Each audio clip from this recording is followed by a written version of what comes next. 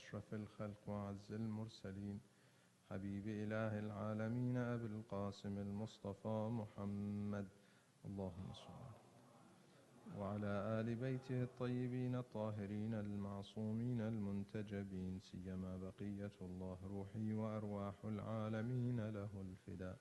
بسم الله الرحمن الرحيم. اللهم كن لوليك الحجة ابن الحسن صلواتك عليه وعلى آبائه في هذه الساعة وفي كل ساعة وليا وحافظا وقائدا وناصرا ودليلا وعينا حتى تسكنه أرضك طوعا وتمتعه فيها طويلا برحمتك يا أرحم الراحمين.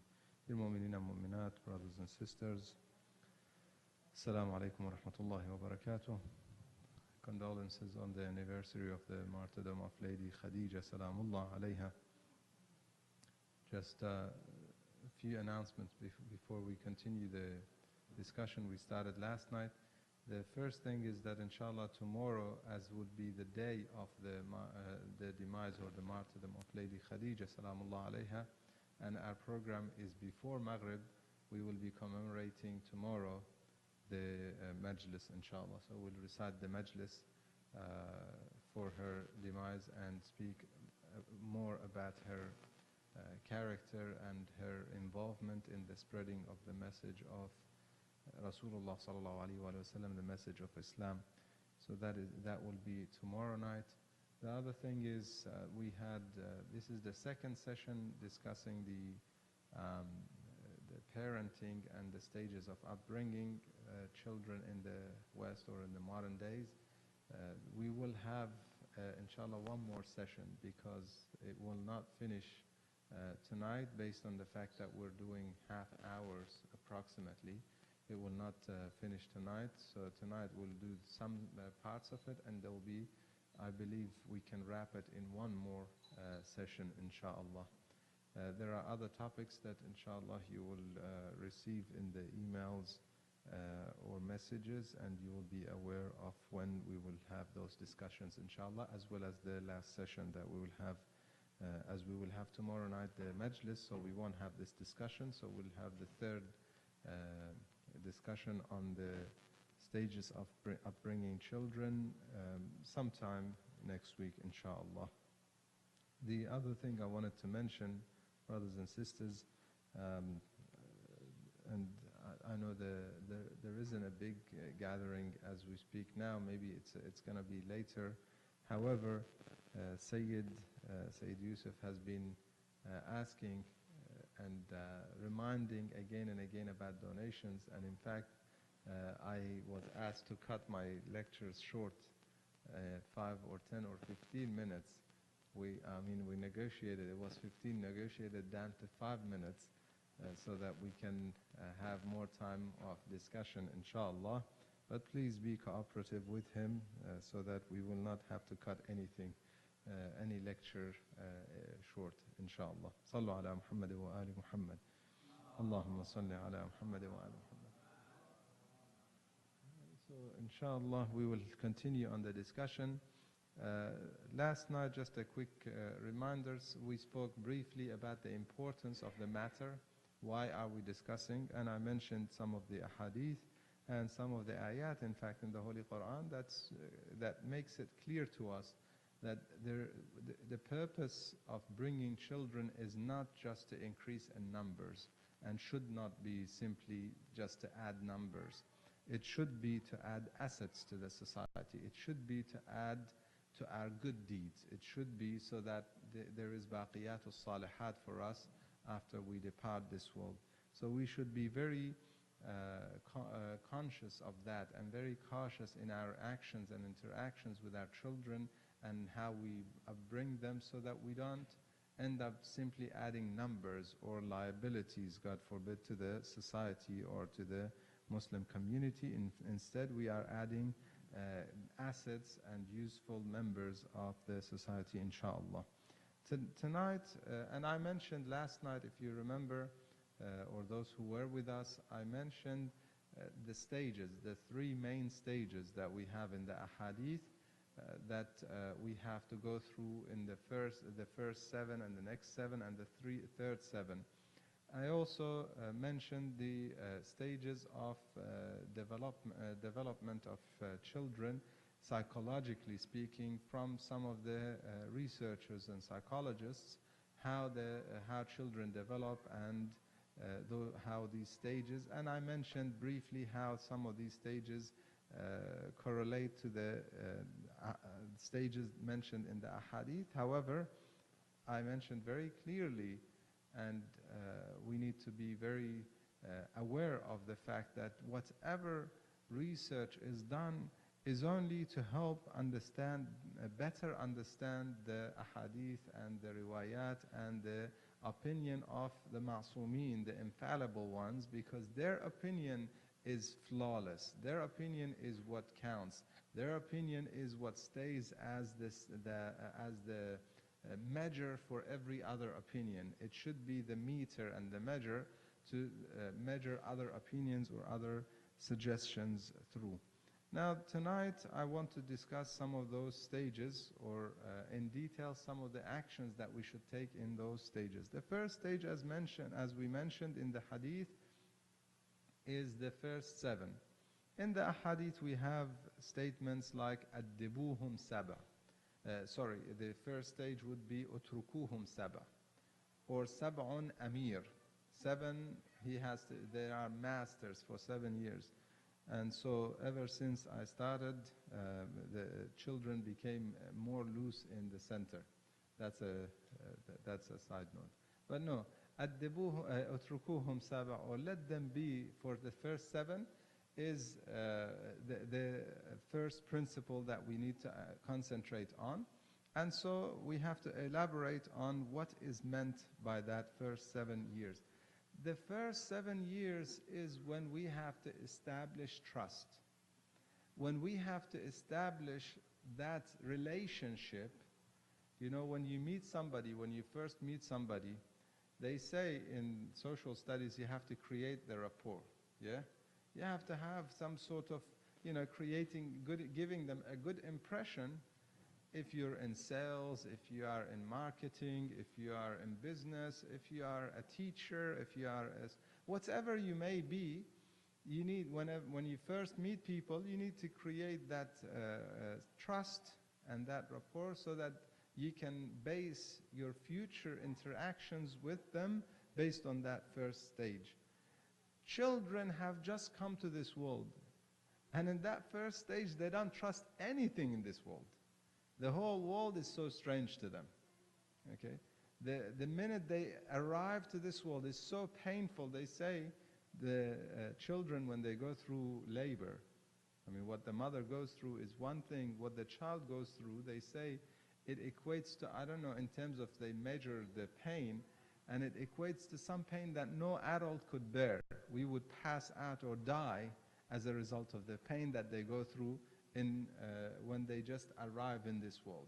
As they just arrive and take the first breath, it is so painful, just taking the first breath. So they cannot even trust the air in this world. This is part of the wisdom from Allah subhanahu wa ta'ala, just so that we reflect, inshallah, on the next journey. Inshallah, we'll discuss that another time. But it's part of the wisdom that it's so painful, that first stage. And out of a sudden, they are in a strange world. They know nothing. And Allah subhanahu wa ta'ala gives them, as Imam Hussein alayhi salam says, وَحَنَّنْتَ, you gave the love that you gave to my parents, hawadin, those who are carrying me and taking care of me. And this is part of the mercy of Allah subhanahu wa ta'ala. He gives us the loving parents so that we can establish, as children, we can start trusting the world. Children need to start trusting the world and trusting the parents, who are the primary educators for their children. So before we can get to the second stage, and I say this and I mean this very important stage, brothers and sisters, if we cannot get that first stage right, we will have mistakes and problems in the second and the third stage. We need to establish, and this is very important, we need to establish that strong bond and that strong love and trust, so that when it comes to the second stage and we start disciplining and we start some of the rewards and punishment system, they don't feel like it's out of any kind of vengeance or hatred that we're punishing them. No, it's out of love that we're punishing them. If we start that reward and punishment system, which should start in the second stage, it has to rely on the first stage, where we give them all the love that they require. So first we need to give them that love verbally, or one of the methods is to give them that love verbally. Maybe first start physically or verbally. I didn't do it in the sequence that of age. So some of those are based on the significance, not necessarily the age. So verbalizing it, Imam Amirul Mu'mineen salawatullah wa salamu alayhi speaks to his son Imam Hussein alayhi salam. Look at the words and the beauty of the words. Unfortunately, I didn't have the chance to translate it on the screen, but I will translate it here. وَجَدْتُكَ بَعْضِي, I found you to be a part of me. Okay, بعض is a juz, a part of. بَلْ وَجَدْتُكَ كُلِّي, in fact, I found you to be all of me. Amirul Mu'mineen speaking to Imam Hussein alayhi salam. حَتَّى كَأَنَّ شَيْئًا لَوْ أَصَابَكَ أَصَابَنِي. It seems like if some harm comes to you, it's coming to me. That harm is coming to me. وَكَأَنَّ الْمَوْتِ لَوْ أَتَاكَ أَتَانِي. And it's almost like if death comes to you, death came to me. That is the affection he is sharing, verbalizing it with Imam Hussein alayhi salam. We hear in the words of Imam Hussein alayhi salam, learned from his father. Look at how he, and these are some examples. There are so many examples. He speaks to about his daughter Sakina or Sukaina. He says, لَعَمْرُكَ إِنِّي لَأُحِبُّ دَارًا تَقَرُّ بِهَا سُكَيْنَةَ وَالرُّبَابِ أُحِبُّهُمَا. He says, I swear by you. And this is, the addressee was Imam Hassan alayhi salam. They were telling him, they came to Imam Hassan and they said, why does Imam Hussein alayhi salam love his wife and daughter so much? His wife Rubab and his daughter, the daughter of Amr al-Qais, and his daughter Sukaina. He says, I swear by you, my brother, when he came to confront him about it, that I love the house, not just love my daughter. I love the house that my daughter and her mother resides in. Sukaina, I love that house because of them. You know, this is how he showed so much affection to his daughter and to his wife. That's another night, inshallah, we'll discuss that affection between partners. So much affection in verb, and not just in the heart, but verbalizing it. It's very unfortunate that many of us, it's almost like it's a shame to actually share some love. You know, to even children. To the wife, it's almost like it's haram. For some, it's, you know, to say some loving words is. To the children, even to children, sometimes we feel like, no, this is not manly, or this is not, we have to give them that no, since when? Charisma, and you know, you have to show them that, in Arabic they say, ayn al-hamra, red eye. You have to show them that a red, since when? How did Ahlul Bayt teach us, and how did they treat their children? Utmost love, so much love. We hear in the narrations that Rasulullah sallallahu alaihi wasallam would prolong his sujood because Imam Hussein alayhi salam is being playful and coming on the shoulders or the back of Rasulullah sallallahu alaihi wasallam. Such was the love that they were showing and sharing, verbalizing it. The second one is not just the verbal affection, but also the physical affection. Physical affection in kissing and hugging. There are so many narrations of how the Prophet used to always sit them on his bosom. You know, sometimes when someone has a character and he's a personality in the community, in fact, this is not an attack on scholars, I hope, but some scholars, they say it, and they told me at one point, some of them were basically criticizing me for carrying my children. You're basically a scholar. You can't be carrying a child. Okay. Since when? Rasulullah sallallahu alayhi wa sallam walks out to do mubahala. And what does the narration say? Holding in one hand, holding Imam Hassan alayhi salam's hand, in the other hand, carrying Imam Hussein alayhi salam. You know, this is how they taught us. They taught us to show affection, physically, hug them, kiss them all the time. We have a hadith that says, "Man qabbala waladahu كتب الله عز وجل له حسنة." Whoever kisses their children, they get rewarded for it by Allah subhanahu wa ta'ala. It's a hasana for them. وَمَنْ فَرَّحَهُ فَرَّحَهُ اللَّهُ يَوْمَ الْقِيَامَةِ. Whoever pleases his child, Allah subhanahu wa ta'ala will please them on the day of judgment. Now remember, that has to be for the sake of Allah subhanahu wa ta'ala. Yes? We have to understand that this action has to be for the sake of Allah subhanahu wa ta'ala. And how easy is it for us to really think about it? You arrive home, you're so tired, and you see your children, they come to you. Now you feel like, okay, you just want to get home and you're tired, you just want to get undressed and sit and relax. No, do something that's mustahab and will get you hasanat. You worked hard all day to provide for them. That's hasanat for you. Now you have an easy opportunity for hasanat. Just kiss your children. Very simple. Easy opportunity. Your child feels like, comes towards you. Often it's very sad, brothers and sisters, that often we get busy and preoccupied with things, somebody reading emails, reading on their phones messages and so on. The child comes to you seeking affection, and we neglect that. Something that could easily get us, it's so easy. One of my teachers used to say, it is so easy to get into paradise. So easy. So many ways. You bring pleasure to the heart of the children, Allah subhanahu wa ta'ala brings pleasure to you on the day of judgment. There's another hadith says, وَمَنْ فَرَّحَهُ اللَّهُ يَوْمَ الْقِيَامَةِ أَدْخَلَهُ الْجَنَّةِ. How would Allah subhanahu wa ta'ala please us on the day of judgment besides admitting us to paradise? So you have easy ticket to paradise if we only utilize those opportunities. Another one says, أكثروا من قبلة أولادكم فإن لكم بكل قبلة درجة في الجنة مسيرة 500 عام. He says, again from Amir al-Mu'mineen salawatullah wa salamu alayh, he says, kiss your children a lot. Kiss your children a lot, because with every kiss you have a stage in heaven, daraja. And he says, each of those stages are different. Basically, the distance between them are the walking of 500 years.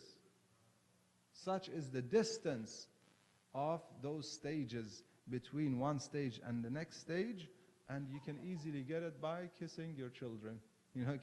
Basically, as you go back tonight, or as you get your children, don't stop, just continuously. And you can never do too much of it. Some people say you're spoiling the children. You can never give them too much love.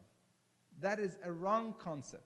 If anybody tells you, by giving your children love and kissing them and hugging them and showing them affection, you're spoiling them, you are mistaken. They are mistaken. Even when you want to discipline them, you can be firm while you're hugging and kissing them. You can be firm on certain even punishment while you're hugging and kissing them. And inshallah, we'll discuss that as we get to the further stages.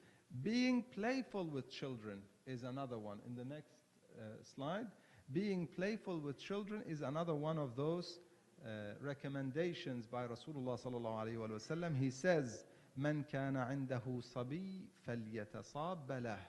Whoever has young children, let him become young in action with his children. Be playful with your children. Sit at their level and play with them. At their level. You have a 3-4-year-old. Act like they act. They start imagining things. Imagine with them. Play with them. Have them be happy. This is what the Prophet is telling us to do. In a hadith from Jabir ibn Abdullah al-Ansari, one of the great companions of Rasulullah sallallahu alayhi wa sallam, he says, دخلت على النبي والحسن والحسين عليهما السلام على ظهره. I entered to the house of the Prophet ﷺ, and I saw Imam Hassan and Imam Hussein alayhim climbing on his back. Now the Prophet is the grandfather. He's the great Prophet of Islam, and his age, he's in his 50 plus, okay? And now his grandchildren riding on his back. I was surprised. Then I heard him say, "Na'mal jamal jamalukuma." You have the best ride, the best camel basically you are riding, and you are the best riders. Speaking to his children in such a lovely and playful manner. The last one, last but not the least, in this section I want to discuss is refraining from physical punishment. We have a hadith from Rasulullah sallallahu alaihi wasallam. He says, "لا تضربوا أطفالكم على بكائهم فإن بكاءهم 4 أشهر شهادة أن لا إله إلا الله و4 أشهر الصلاة على النبي وآله و4 أشهر الدعاء لوالديه." Never hit or smack young children in this hadith. He says never hit the young children, the 1-year-olds or so. He says, especially for their crying. Often children start crying and we don't know why they're crying. They're in a very whiny and crying mood. Unfortunately, some parents or some of us choose to smack them. Stop it, and a smack on top, okay? Then the Prophet is saying, be patient with it. In another hadith, he says you have to be patient with it. As-sabru ala bukai. And do not ever hit them for it, because the first 4 months of it, the first section, it is him, the children, bearing witness that there is no Allah but the one, there is no God but Allah subhanahu wa ta'ala, the one God. The second 4 months, his crying, he is sending salutations to Rasulullah sallallahu alaihi wasallam. And the third stage, he is doing prayers for his parents. He's now aware enough to pray for his parents for caring for him. He's doing dua li walidayh. Why would you smack a child for saying Allah la ilaha illallah, or for saying Allahumma salli ala Muhammadin wa ali Muhammad, or for praying for you, doing dua for you? So this is, I believe this conclude, if I'm not mistaken, or there might be another part of the, no, there's still, okay. No, there are a couple of more. But this is another important one. Does it only refer to children that are under 1 year old? We have other ahadith that clearly say no. And we have ahadith that clearly say no to the next stage. But we'll discuss that, inshallah, as if time allows us now. Otherwise, we have to postpone it. It seems like we have more than one session left. So the next, the last, no, we have a few. So I'll run through them quickly so that we can have some questions and answers.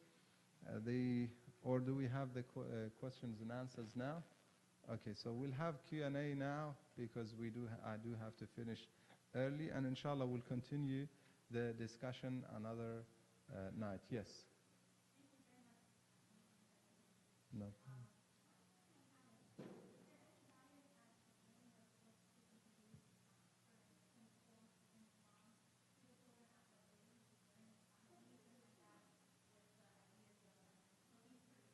No, no.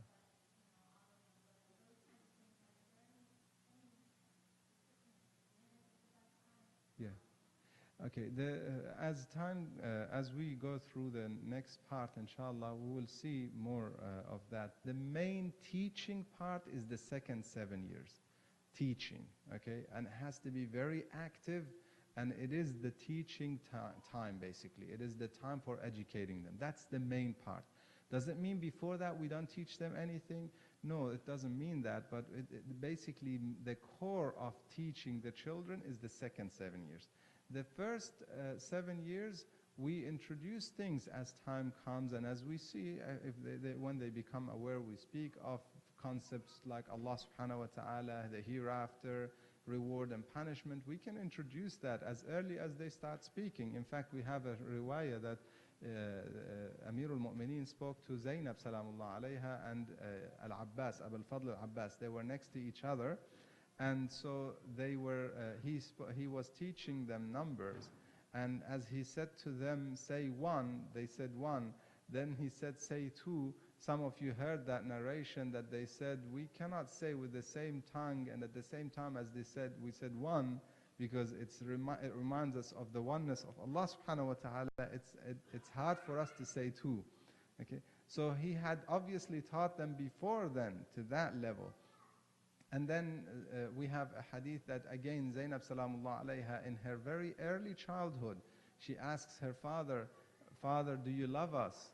He says, yes, of course I love you. You're my children. You're part of me. She says to him, but Allah subhanahu wa ta'ala has not given anyone two hearts within themselves. Okay, referring to the ayah, مَا جَعَلَ اللَّهُ لِرَجُلٍ مِّن قَلْبَيْنِ. So she said, if anything, you have that affection or that sense of protection for us and love for Allah subhanahu wa ta'ala. These are young children that obviously they've been taught and constantly hearing, and that's why I say give them the most love you can, because what you want them to be, they will watch from you and learn from you and from your words, and they will trust you more and learn more from you when they have more and more love from you. So in the first section, if you give them more and more love, they'll look up to you and they will want to be nothing but you. If they hear tawheed in your words and in your actions, they'll follow it. So, but the core of teaching is in the second stage, inshallah. Okay, inshallah, I'll conclude for tonight. We have a few minute presentation and we'll continue, inshallah, the discussion. I don't know when will be the next of this discussion, but we'll, inshallah, announce it in advance. inshallah. وآخر دعوانا الحمد لله رب العالمين وصلى الله على سيدنا محمد وعلى آل بيته الطيبين الطاهرين. الله